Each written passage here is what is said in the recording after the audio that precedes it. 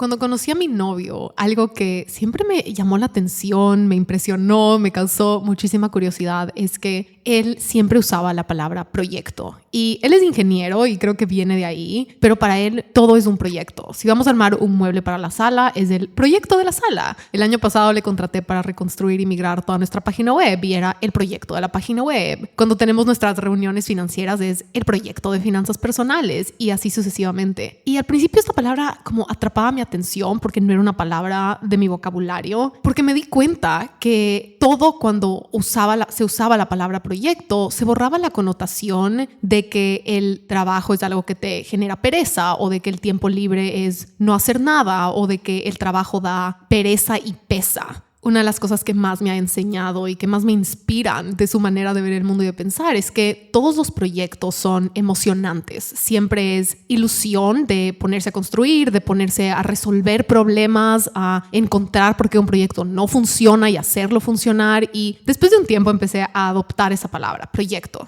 Y empecé a decir, estoy trabajando en el proyecto de mis hábitos, estoy invirtiendo tiempo en el proyecto de nuestras inversiones, estoy trabajando en el proyecto de códigos de abundancia. Y me di cuenta que la palabra proyecto siempre me hace sentir más capaz y más poderosa porque tiene una connotación de construcción, de paso a paso construir y completar un proyecto. Y porque también un proyecto no es proyecto solo porque es fácil o porque es simple, sino más bien por toda la resolución de retos o de preguntas o de encontrar maneras como que algo no funcionó en este proyecto y voy a encontrar una nueva manera. Poco a poco me fue ayudando a transformar mi relación con las acciones que tengo que tomar, medir, celebrar de cada avance y también aprender a reconocer cuando algo ya está completo, porque no es necesario seguir distrayéndome para sentirme ocupada a veces, que tiende a ser una trampita por ahí en la que yo caigo a veces. Y un proyecto completado es un proyecto que ya está completo. Y hoy vamos a hablar del proyecto de tus finanzas personales, del proyecto de tu relación con el dinero.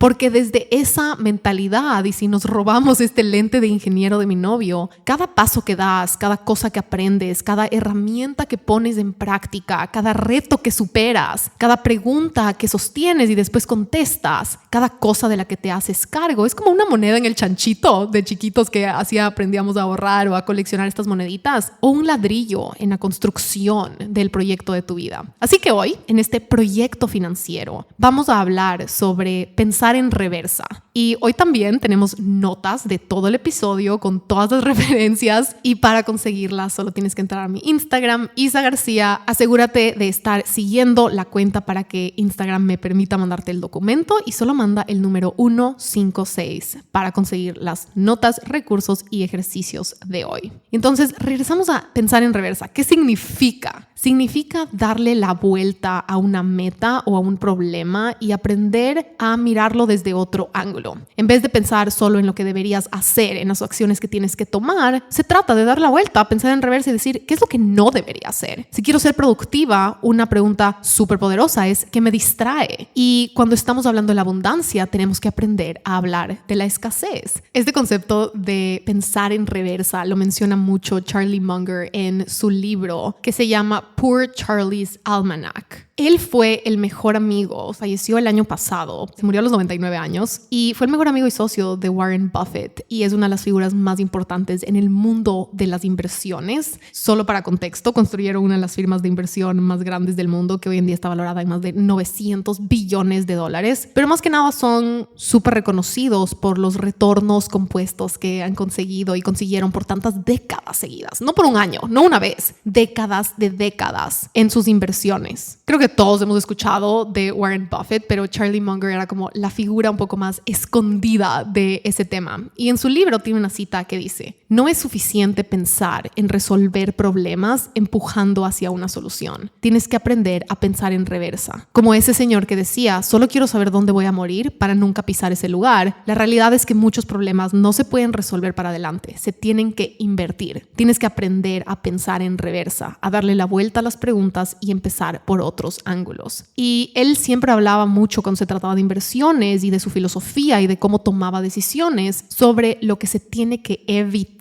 es decir, qué no hacer antes de considerar los pasos que sí tomar en una situación. Y aparentemente siempre decía que las ventajas que él ha ganado a lo largo de su vida, ventajas gigantes, han venido de saber eliminar las partes poco productivas de la ecuación y primero pensar constante y conscientemente en lo que tiene que eliminar antes de pensar en qué se tiene que agregar. Entonces, para traer esto a este aspecto de tu proyecto de abundancia, para hablar de abundancia, hoy vamos a hablar de escasez. Hoy vamos a hablar de las trampas que sabotean, que frenan, que son como estos vampiros de tu abundancia financiera. Y después de ayudar a más de 1,000 personas con su relación con el dinero, te puedo decir que cada relación con el dinero de cada persona es completamente única. Cada caso es completamente única porque cada persona y cada historia es completamente únicas. Pero los patrones con el dinero, los miedos con el dinero y las trampas que nos sabotean en este camino, en verdad las compartimos y son similares y no son únicas. Todos los miedos que tienes con el dinero, no eres la única. Lo que te intimida de las finanzas, no eres la única. Los patrones que sientes que te tienen condenada, no eres el único. El miedo a cometer errores que cometieron tus papás, no eres la primera persona ni la última persona, y simultáneamente alrededor del mundo hay miles de millones de personas sintiendo y que se pueden identificar con eso. El no sentirte capaz, el no sentirte merecedora.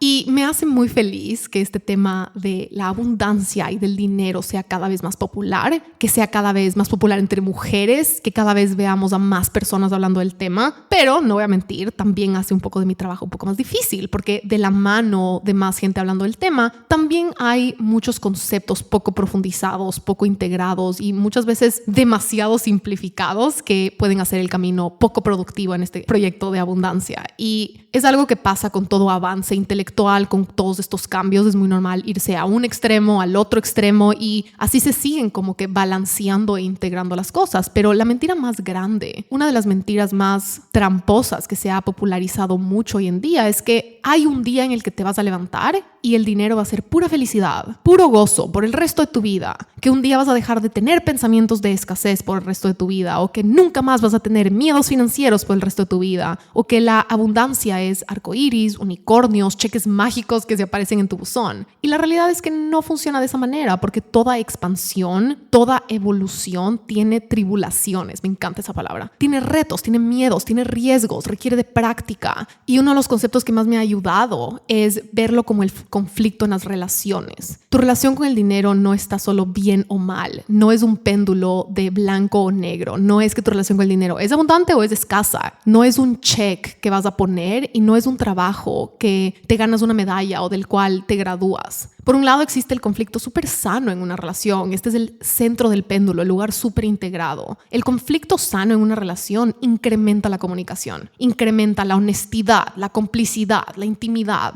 Es a través de esas tribulaciones, de esos desacuerdos, de esas conversaciones y de ese conflicto trabajado de manera sanamente, si lo pensamos en una relación romántica, que se enfrentan ciertos retos. Pero el conflicto sano lo que simboliza es a dos personas resolviendo un problema juntos, con un fin en común que está del otro lado de ese reto, avanzando con este como norte y trabajando juntos para atravesarlos. Este conflicto sano fortalece una relación. Esto es algo que yo he tenido que aprender con el tiempo, porque yo crecí con una idea de que el conflicto siempre es malo y de que se debería evitar el conflicto. Al otro lado del espectro, en un lado súper extremo, tenemos el conflicto tóxico, que es dos personas en guerra peleando para ganarle al otro. Esto indica una falta de dirección en común para adelante. Cuando caemos en ese patrón, todos sabemos lo que se siente pelear con una persona a capa y espada solo para ganar el argumento, ¿verdad? Y este conflicto poco productivo es cuando estamos peleando para estar en lo correcto, para ganar esta competencia.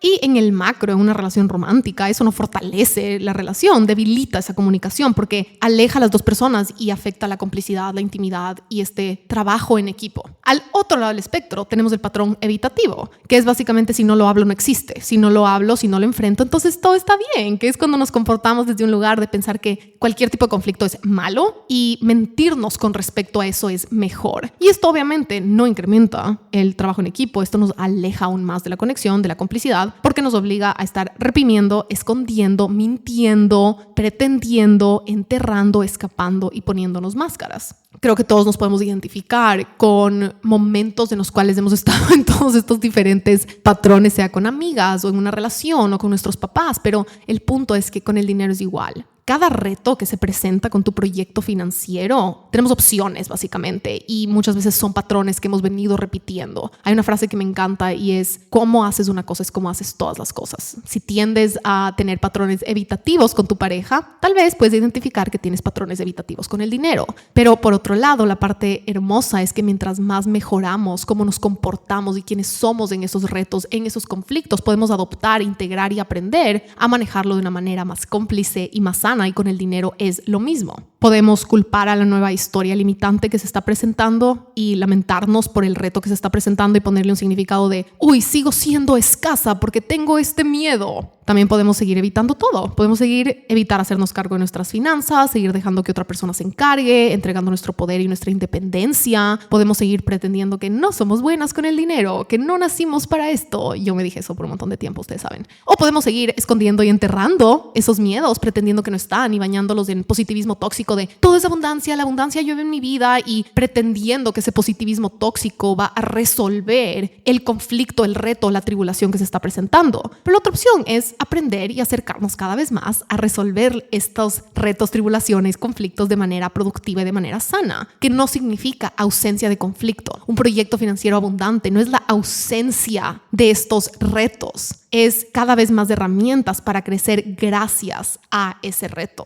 La clave aquí es la mentalidad de estos retos o conflictos o problemas o montañas o paredes o dificultades que se presentan como una opción y una oportunidad para explorar esto que está sucediendo con una visión y una dirección de ¿para qué? ¿Para qué quiero atravesar esto? ¿Para qué quiero aprender a resolver esto? ¿Para qué quiero ganar más herramientas? ¿Para qué quiero superar esta experiencia desde la mentalidad de equipo, de vulnerabilidad, de abrir el corazón contigo misma, de aprender nuevas cosas a favor de que tu historia sea más sabia, de explorar esas voces internas y es decir, aprender a sostener la incomodidad, la duda, la presión y cada nuevo nivel siendo no solo nuestro propio equipo, es decir, tú eres primero tu propio equipo en esta resolución de conflicto, avanzando en esa incomodidad con una dirección hacia el futuro y más que nada también con el dinero en tu equipo, es decir, ver estos retos que se presentan en tu proyecto financiero como retos que son parte del camino, no son ni el final, no son el destino y no son más grandes que todo el proyecto de tu para qué.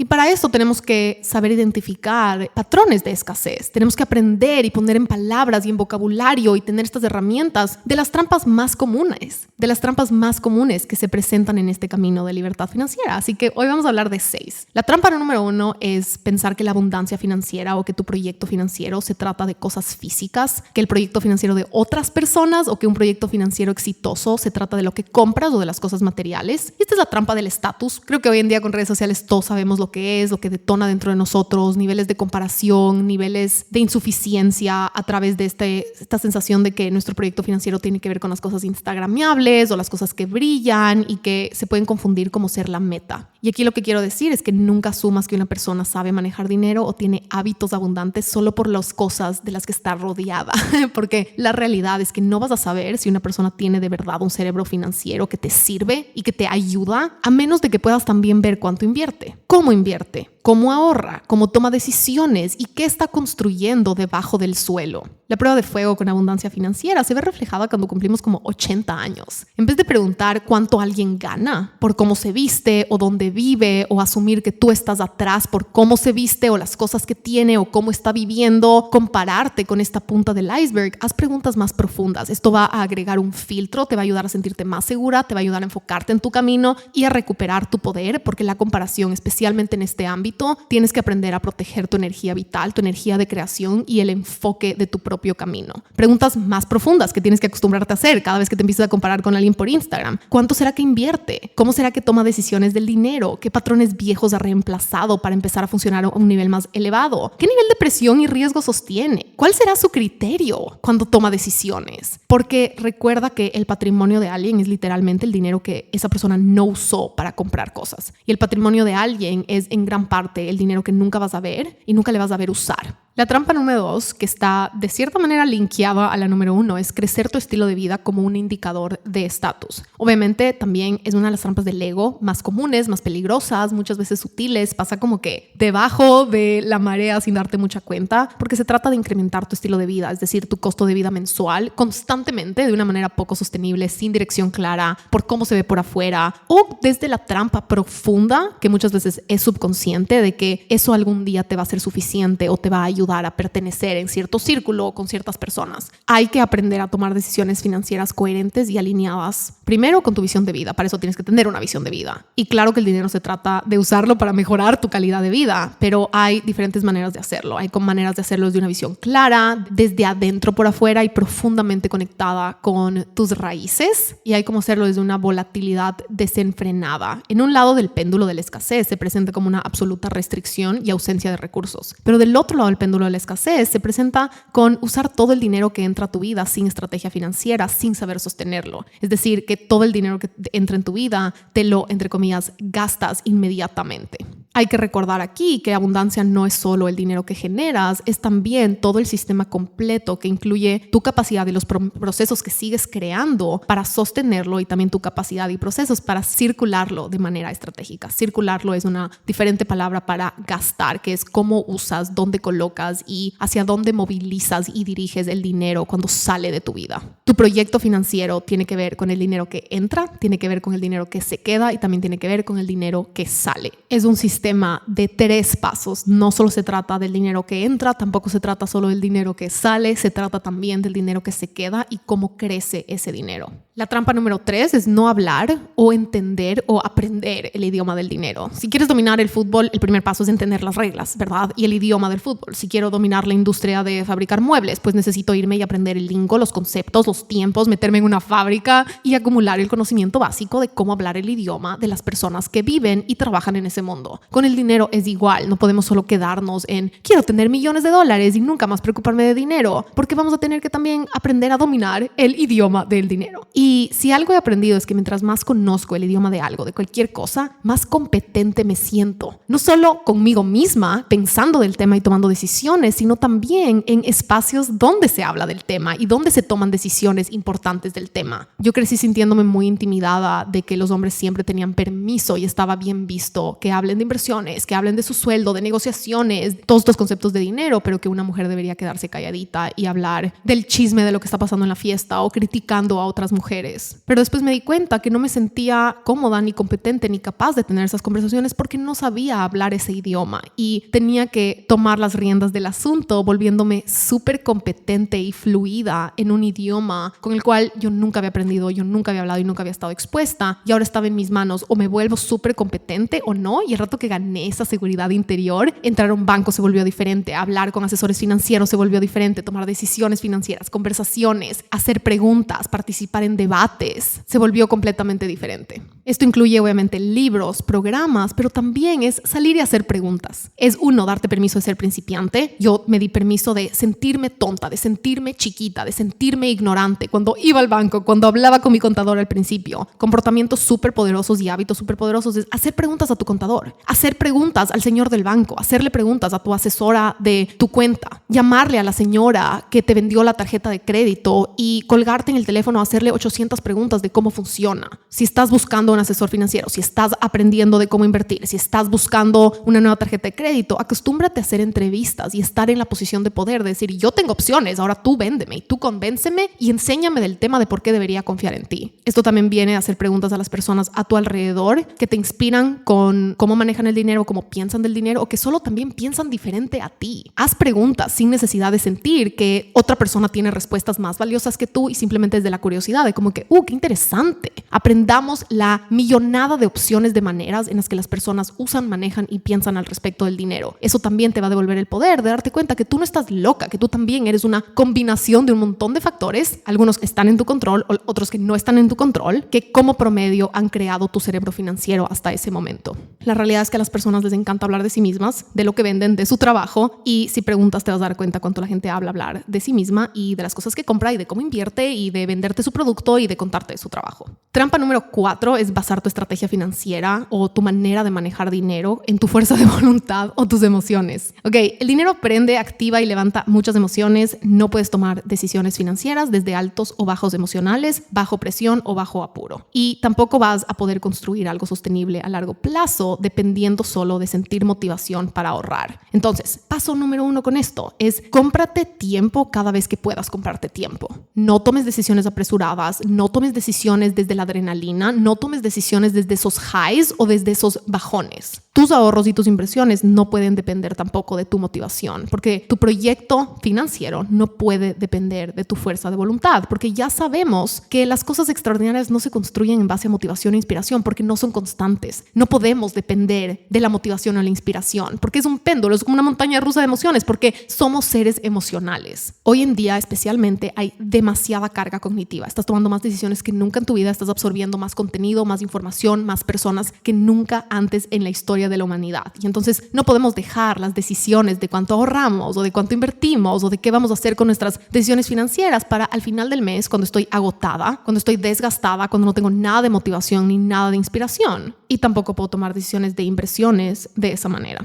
Trampa número 5, no entender tu historia personal. Ya hay estudios científicos, vamos a hablar de esto más adelante en otro día, que demuestran que tus decisiones financieras están influenciadas por tu historia personal, por lo que viste creciendo con el dinero, por los eventos políticos y económicos que viste y experimentaste creciendo, por lo que tus figuras de autoridad, mamá, papá, abuelos, ausencia de ellos u otros partícipes influyentes en tu historia de vida y cómo ellos lo que te enseñaron a raíz de lo que ellos vivieron cuando ellos eran chiquitos. Entender nuestra historia personal, financiera, es el primer paso para entenderla profundamente, para poder hacerla consciente y para así poder escribir y asegurarnos de que nosotros estamos al volante, de que las direcciones que estamos tomando, que las coordenadas que estamos usando y más que nada que las decisiones que estamos tomando no están viniendo desde estas mareas subconscientes o de patrones heredados. Para volver a poner un quote de Charlie Munger que me impresiona a veces cuando encuentro estos pedazos de como que estos hombres hiperbillonarios que hablan del dinero de esta manera tan sofisticada y que antes me intimidaba tanto y se me hacía cero asequible y que yo no entendía, y de la nada me topo con estos conceptos que son súper espirituales y que tienen mucho que ver con lo que el área más espiritual o más como que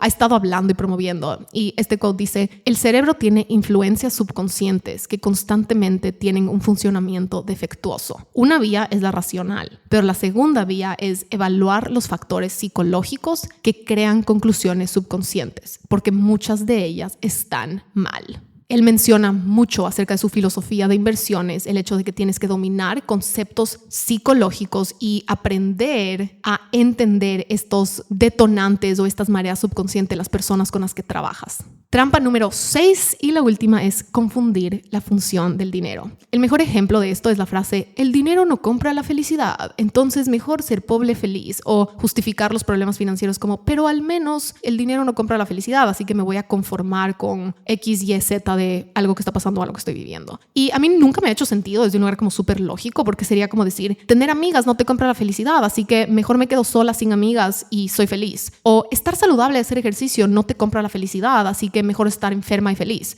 El dinero no es responsable de comprarte la felicidad, igual que tu alimentación no es responsable de que tengas una relación sana con tu pareja. Igual que tu relación con tus amigas no te compra tu éxito profesional. Tener éxito y trabajar en cierto aspecto de tu vida le compete a ese aspecto de tu vida. Ser exitosa profesionalmente no te hace una buena pareja. El punto de esto es que te tienes que encargar de tus finanzas, punto. Tu felicidad no viene nunca de un solo aspecto, pero al mismo tiempo, paradójicamente, es que sí está todo conectado, porque nuestra vida sí es un ecosistema, como un planetario. Si una área de la vida, si uno de estos planetas está débil, de una u otra manera va a impactar al resto del ecosistema y se va a tener que compensar o se va a tener que ir rebalancear. Por otro lado, y donde se pone súper emocionante, es que si una de estas áreas de tu vida está súper fuerte y súper sana, fortalece a todo el sistema planetario monetario. Entonces hay que tener cuidado con esta función de la abundancia financiera, especialmente por cualquier dicho heredado o palabras que escuchaste decir a tus abuelos o a tus tíos o a tus papás, porque el dinero, y esto ojo, cuando están cubiertas todas tus necesidades básicas, cuando tus necesidades básicas, en la primera parte de esa pirámide de las necesidades más básicas, no están cubiertos, el dinero sí te va a hacer feliz, sí te va a dar la paz y la tranquilidad para dormir tranquilo. Entonces, de lo que estamos hablando en todo este segmento va una vez que esas necesidades básicas están cubiertas, ¿ok? Pero del otro lado de esas necesidades básicas cubiertas, tu felicidad no va a venir de solo tener amigas o de solo estar sana o de solo estar comiendo saludable o de solo hacer ejercicio o de solo tener una profesión y un trabajo que te gusta. Va a ser de una combinación de adentro para afuera y de quién estamos siendo. Hay que definir y tener muy clara la función principal de tu proyecto abundancia financiera y es que tengas opciones, que puedas decir que no. Una de las funciones más importantes de tu proyecto de abundancia financiera es que puedas decir que no. Cada vez que no quieres, cada vez que no te gusta, cada vez que no te interesa. A mí personalmente las cosas que siempre más me motivó a hacer más dinero, a encargarme de mis finanzas, es poder dejar de hacer cosas que no me gustan. De poder contratar a más personas que se encarguen de cosas que no me gustan, de poder tener más flexibilidad para decir que no quiero hacer esto, voy a pagar a que alguien lo haga, voy a pagar a que alguien me ayude o simplemente ahora tengo la capacidad de decir no quiero trabajar en ese proyecto, no me gusta esa colaboración, no me gusta ese proyecto. Y en un nivel el más avanzado, que es la libertad financiera, que es literalmente tener suficiente dinero invertido que te está generando suficiente dinero para vivir, es decir, ya inclusive trabajar se vuelve una opción, se vuelve una elección porque ahora el dinero trabaja y se multiplica a una velocidad más rápida de lo que tú haces o puedes hacer o haces con tu tiempo. Para resumir, la función más importante de este proyecto, abundancia financiera, es tu libertad, tu flexibilidad y que tengas más opciones en todo aspecto de tu vida. Y ya una vez que tienes más de estas opciones, lo puedes usar si tú quieres para incrementar tu felicidad, para mejorar tu relación en pareja, para estar más segura y hacer nuevas amigas. Pero el dinero no es ni moral ni inmoral. El dinero no es ni egoísta ni generoso. El dinero no es posible o imposible. El dinero es una herramienta que te compra más opciones y más libertad para elegir. Elegir dónde te quedas, elegir poder irte, elegir cambiar de camino, pivotear, más espacio, más tiempo para tomar decisiones, con quién trabajar, en qué trabajar, cómo pasar tu tiempo, qué dar, qué crear, a qué nivel hacerlo y con quién. Así que para cerrar hoy, descarga las notas para que puedas ver estas trampas y analiza cómo te estás relacionando con estas trampas, cómo las puedes limpiar y enderezar y qué rico se siente ponerlas en palabras para así que no se nos escapen, que no se nos escabullan por ahí como unas lagartijas como que sin darnos cuenta. Tenemos que saber hablar en este contraste, en este yin y yang, en este blanco o negro. Para determinar lo que sí, tenemos que saber también lo que no. Muchas veces para aprender a vender, tenemos que también definir cómo no queremos vender. Para saber cuáles son nuestras pasiones, tal vez el primer paso es enlistar todas las cosas que no te gustan hacer. Y con las finanzas tenemos que estar constantemente pensando cuáles serían las fugas que pueden obstaculizar este camino, que pueden estar saboteando este camino, porque el rato que las puedes ver, normalmente son estos puntos ciegos, los puedes arreglar y entonces puedes empezar a aprovechar todas las otras acciones que sí estás tomando y que sí tienes que agregar. Con eso les dejo hoy y nos vemos mañana para el día 3 de Cafecito y Abundancia.